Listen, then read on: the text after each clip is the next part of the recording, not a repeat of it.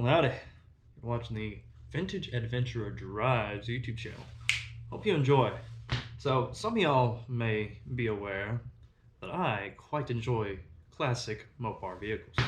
Case in point, there's a 360 sitting right there, just a bare block. It's got a crank in it that I was going to build for my 71 Satellite, but decided to keep it a 318. I have a lot more fun with that. But, well, as is the way whenever you're into old cars, I seem to have ran into a new project that you'll be seeing soon enough. And so with that, I came up with an idea for a video. Let's see. Maybe hard to see there, but that is a factory Chrysler part number on this distributor rotor. What do you know about that? So what I have here is a single point distributor off of an old 400. You know, just regular standard B engine stuff. I don't know anything about the history of this. I just know that this thing is in my possession. I think I bought it for like $5–10. And this is one of the later model ones. You can tell that uses the same body as your electronic ignition. You can tell that because of this fancy little doodad here. These later model points distributors were designed to be able to use, you know, the same main body with a point style or an electronic ignition style, and they got away with that by having this set up here that allowed them to use, you know, 2 wires as well as this single wire setup. But enough of that. I'm going to take this thing apart and let y'all see how I like to modify these things for performance. Notice here, this right here is just an engine stand that I have set up with a couple things. These are stands that I built to hold 904 torque flight transmission. Might hold a 727, but I don't know that I'd trust this for a 727. But 904, it worked great. Gonna have to hit this one with an impact. Gonna have to hit this one too. Alright, camera's going off. Fast forward a little bit and you will see that I now have the vacuum advance canister and this fancy little points plate here. They're out of the distributor. So you can tell right there, yeah, this is the just standard late model style points plate. A little bit more on that later. But right down in here, we have the fancy little weights.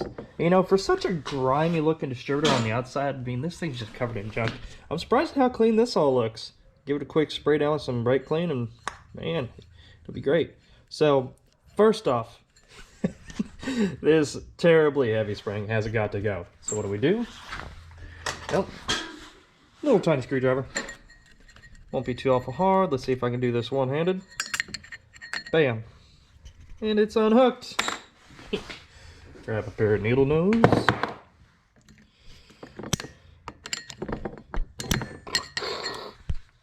Camera down.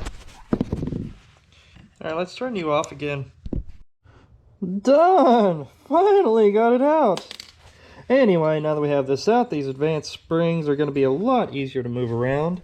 We're going to go ahead and stretch this spring too, so that way it can be, you know, even looser. I'll take that off and then we'll get into, you know, how I'm going to modify this. Oh, the fun of messing with cars.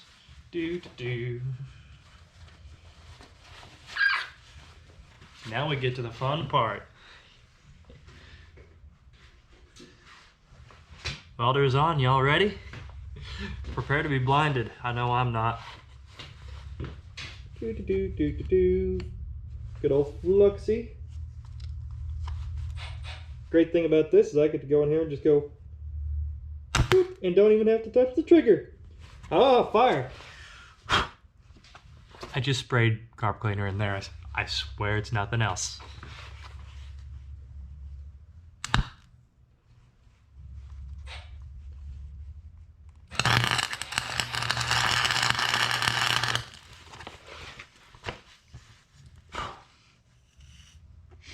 That looks good.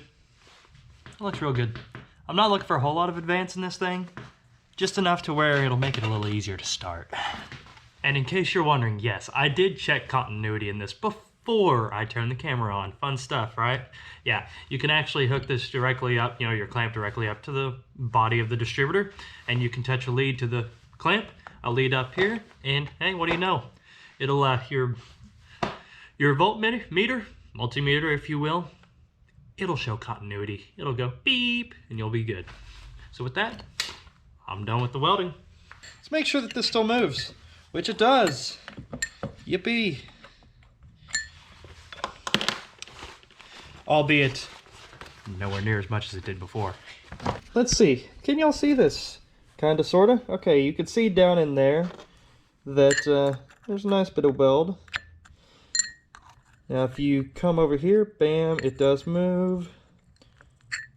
Yep, plenty of movement there. Now what is really telling is that's where this other pin is now. You can see how much slot there is right there compared to over here. Yeah, I took most of the advance out of this thing. So all I'm going to do now is I'm going to stretch this spring out a little bit. Just a bit. Because I don't want for this thing to be super lazy, you know? But, alright, camera down. Y'all get to watch from this angle.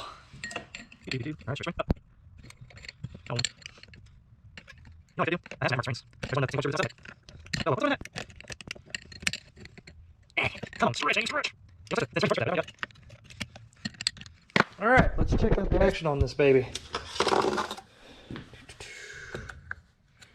Let's see.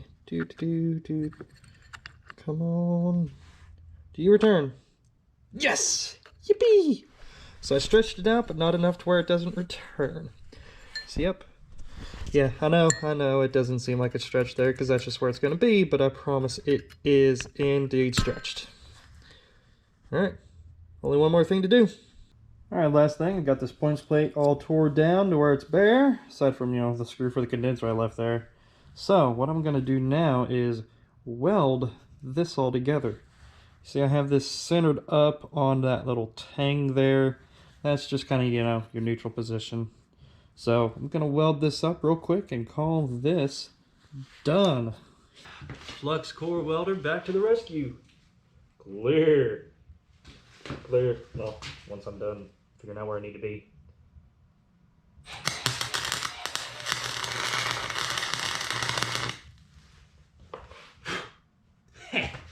Don't need much there.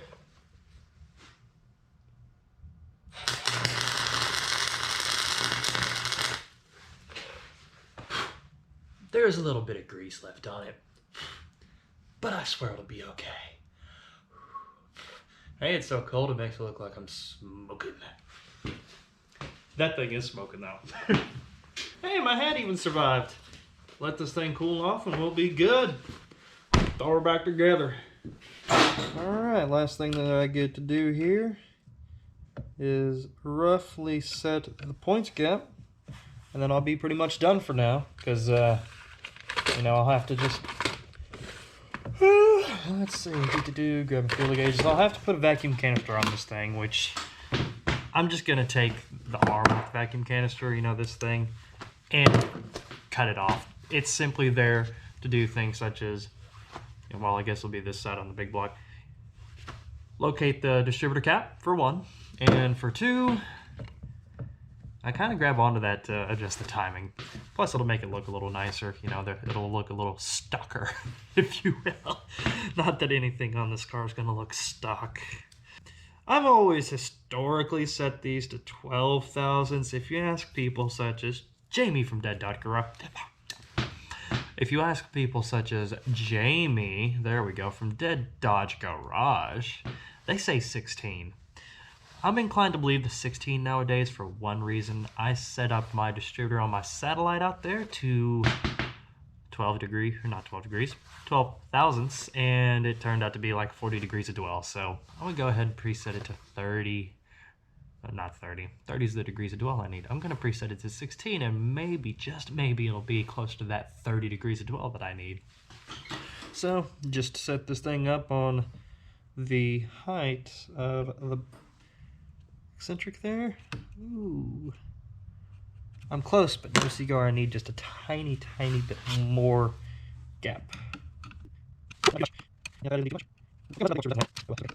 Watch the in this right away. Pretty close. One more. Yes, I know. Yes, I totally must have. Another group now. Alright, cool.